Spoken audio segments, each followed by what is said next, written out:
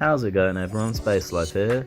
In this episode we found this incredible hen of the woods, so we thought we'd put together a few video clips just to show you how to prepare it at home if you ever find one. And they're quite awkward to clean out and sort out and cut up, to be honest, but in this video you'll be able to see how we did it. And we made an incredible gourmet type meal out of it. And it was really cool to see, because after we cooked this meal we realised if you were to eat this out in a restaurant in London or somewhere, it would probably cost you about £80 to £100, and for us it was free, so that's always nice. So let's get on to the video. So we went on a nice woodland hike with my girlfriend's family, and we found all sorts of cool mushrooms. So you can see these puffballs here, pretty cool, and we're just spreading them spores around. We found loads of honey fungus today, and we also found these incredible oyster mushrooms, and these are always a big favourite in our house, as some of you know if you've seen some of our previous videos. Here's a magpie ink cap, not edible but they look pretty cool. So we're back at my house, we've got our hen of the woods, and we're just going to show you how to prepare it.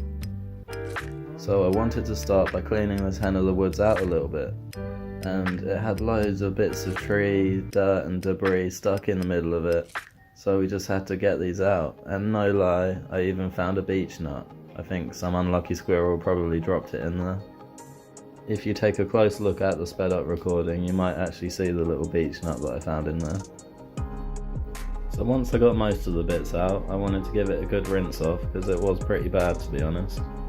And because it's so white, it's really easy to see the little specks of dirt, so it's quite easy to get rid of it.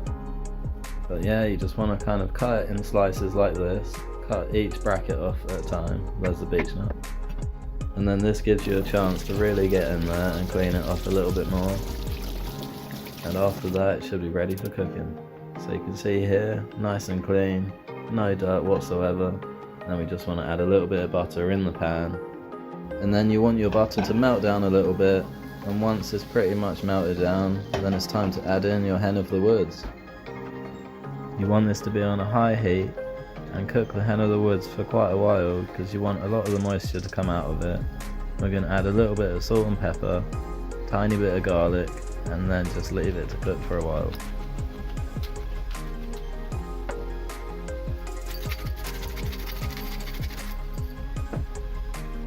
You're going to want to stir this every now and again, and once it's been cooking for about 10 minutes, you'll notice all the moisture would have come out, and then it will start to get a really nice colour going, just like this next clip.